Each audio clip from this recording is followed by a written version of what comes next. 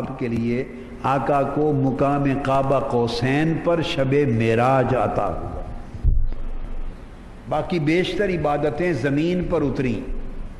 بیشتر عبادتیں بولیے زمین پر دی گئیں. نماز اور روزہ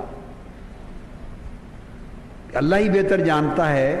انسانوں کو کیا خبر کہ ان دو عبادتوں میں کتنے کتنے راز اور کتنی برکتیں ہیں، کہ نماز اور روزہ، رمضان کا روزہ، یہ دو عبادتیں اللہ نے حضور کو قاب قوسین او ادنا کے مقام پر معراج کی رات عطا کی. اور جب آقا علیہ السلام معراج کی رات اوپر گئے تو قربت، آقا علیہ السلام کو قربت کے مقام پر اوپر لے جایا گیا تو آپ کے لطائف کو، روحانی لطائف کو معراج ہوا، ہر لطیفہ کو معراج ہوا اور ہر ایک مقام کی بلندی ہوئی. تو آپ کا نفس مبارک معراج، اس کا معراج ہوا تو وہ قلب اطہر، دل کے مقام پر فائز ہو گیا. آقا علیہ السلام کے قلب اطہر کا معراج ہوا تو دل روح کے مقام پر چلا گیا، فائز ہو گیا. آقا علیہ السلام کی روح مقدسہ منورہ کو معراج ہوا تو آپ کی روح سر کے مقام میں سر پر فائز ہو گئی. آقا علیہ السلام کے مقام میں سر کا معراج ہوا تو وہ مقام سر مقام خفی پر فائز ہو گیا. اور آقا علیہ السلام کے مقام خفی کا معراج ہوا تو وہ مقام اخفا پر فائز ہو گیا. جب آپ کے سارے لطائف معراج پا گئے تو اللہ کی قربت میں، اللہ کے وصال میں، اس مقام پر آقا کو یہ شان مل گئی کہ حضور کے سب نشان بے نشان ہو گئے، نشان بے نشانی میں بدل گئے، نشان بے نشانی میں بدل گئے، تعینات اس کے انوار میں گم ہو گئے، اور بشری، انسانی اور جسدی مادے، نفسانی مادے جل گئے انوار الہیہ سے اور وہ روحانی خواص میں بدل گئے، ربانی خواص اور اخلاق میں بدل گئے. اور آقا علیہ السلام کو اللہ کے اسماء میں، حضور کے اسماء کو فنا ہو گئی،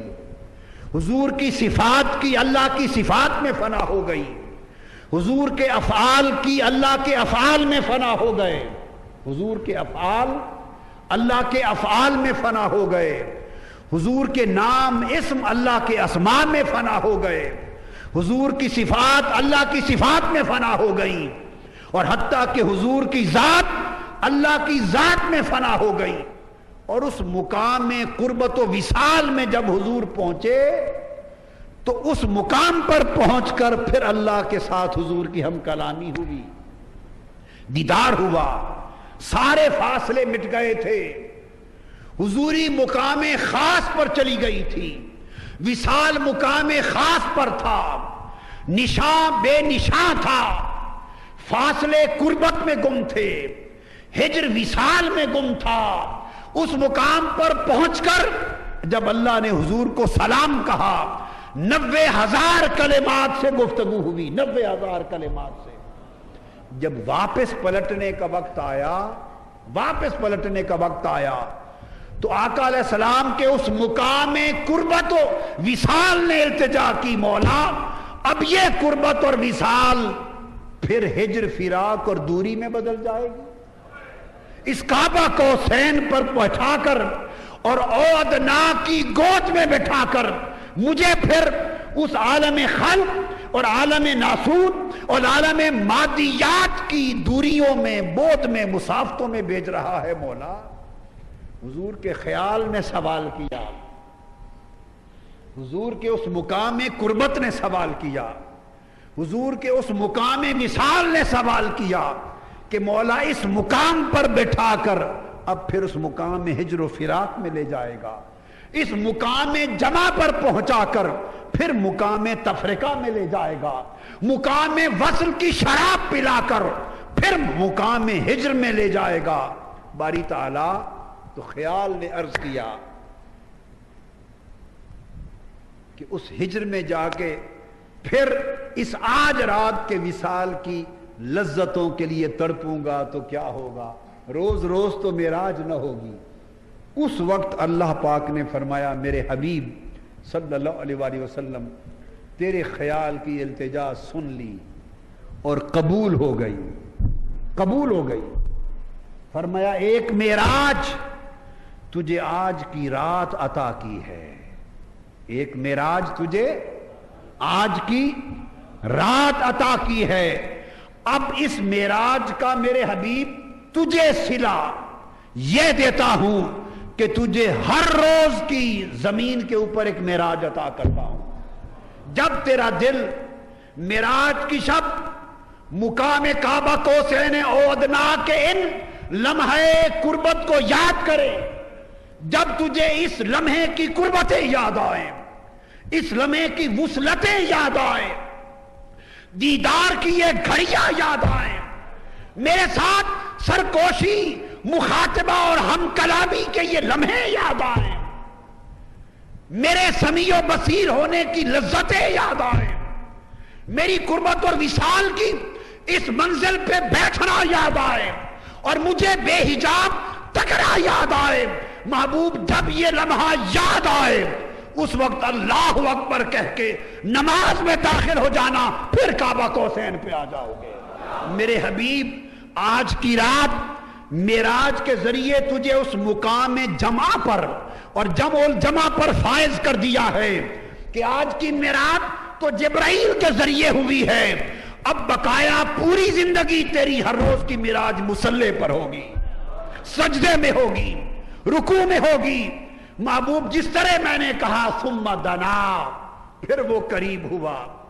فتدلا، پھر وہ اور قریب ہوا، فکان قاب قوسین او ادنا، پھر وہ دو کمانوں کے برابر فاصلہ رہ گیا، اتنا قریب ہوا، او ادنا، اور چوتھے قرب کے مقام پر وہ فاصلہ بھی کم کر دیا۔ فرمایا جس طرح میں نے 4 مرحلوں میں فاصلے مٹائے اور تجھے اپنی قربت خاص میں گم کر لیا، محبوب جب تو کہے گا مصلی پر اللہ اکبر ثم دنا پر کھڑا کر دوں گا۔ جب اللہ اکبر کہے گا تیرے ہاتھ اٹھیں گے، ساری دنیا سے تو دور ہو جائے گا اور میری قربت میں گویا پھر ثم دنا پر آ جائے گا۔ پھر جب ہاتھ باندھ کر تو کھڑا ہو جائے گا حالت قیام میں، تو میں تجھے فتح اللہ کی تجلی عطا کر دوں گا، قربت فتح اللہ عطا کر دوں گا۔ اور محبوب پھر میری مناجات سے فارغ ہو کر جب تو رکوع میں جا کر سبحان ربی العظیم کہے گا، میں تمہیں کعبہ قوسین کے مقام پہ کر دوں گا، کعبہ قوسین کی قربت دے دوں گا۔ اور میرے حبیب جب یہاں بھی کر لو تو پھر جب تم سجدے میں جاؤ گے تو تمہارا سجدہ او ادنا ہوگا، تمہارا سجدہ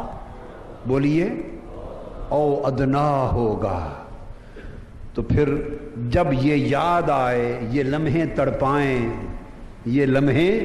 آج کی رات کے خاص لمحے تڑپائیں اور یہ یاد آئے تو محبوب یہ تمہیں عطا کر دیتا ہوں، اب بار بار براق بھیجنے کی ضرورت نہیں ہوگی، سارا کچھ وہیں ہو جائے گا، بار بار براق بھیجنے کی ضرورت نہیں ہوگی، جبرائیل کو بھیجنے کی ضرورت نہیں ہوگی، اب یہ سارا منظر تجھے نماز میں بند کر کے عطا کر کے بھیجتے ہیں۔ تو حدیث میں آتا ہے آقا علیہ الصلوۃ والسلام جب کبھی دل کے اندر جب نماز کا وقت آتا تو حدیث میں آتا ہے اس طرح اندر جوش مارتا آپ کا سینہ جیسے ہنڈیا یا دیگ جوش مارتی، لگتا تھا کہ وہ ہجر کے اندر وہ جو تڑپ تھی ان لمحوں کی یاد کی وہ جوش مارتی تھی۔ اور جب جوش ہوتا تو آقا علیہ السلام فرماتے یا بلال ارحنا بالصلاۃ، اے بلال ہمیں نماز کے ذریعے راحت پہنچا۔ اور آقا علیہ السلام نے فرمایا جعلت قرۃ عینی فی الصلاۃ، میری آنکھوں کی ٹھنڈک نماز میں کر دی گئی ہے۔ اب آنکھوں کی ٹھنڈک، آنکھوں کا کام تو ہے دیکھنا، آنکھوں کا کام تو ہے، اور آنکھوں کی ٹھنڈک کیسے ہوتی ہے؟ یعنی ماں باپ سے پوچھو تو کہتے ہیں نا، اولاد کو دیکھا تو آنکھیں ٹھنڈی ہو گئیں، بچھڑے ہوئے دوست کو دیکھا تو آنکھیں ٹھنڈی ہو گئیں۔ آنکھوں کا ٹھنڈا ہونا تو ایک محاورہ ہے، وہ تو کسی محبوب کو، بچھڑے ہوئے دوست کو، اولاد کو جس سے پیار ہوتا ہے اس کو دیکھ کر آنکھیں ٹھنڈی ہوتی ہیں۔ تو آقا نے فرمایا کہ نماز میں میری آنکھوں کی ٹھنڈک رکھی گئی ہے، سمجھیں؟ نہیں فرمایا کہ نماز میری آنکھوں کی ٹھنڈک ہے، یہ نہیں فرمایا، یہ نہیں فرمایا جعلت الصلاۃ قرۃ عینی کہ نماز میری آنکھوں کی ٹھنڈک بنائی گئی ہے، یہ نہیں فرمایا۔ فرمایا جعلت قرۃ عینی فی الصلاۃ، میری آنکھوں کی ٹھنڈک نماز میں رکھی گئی ہے۔ تو نماز برتن ہے، ظرف ہے،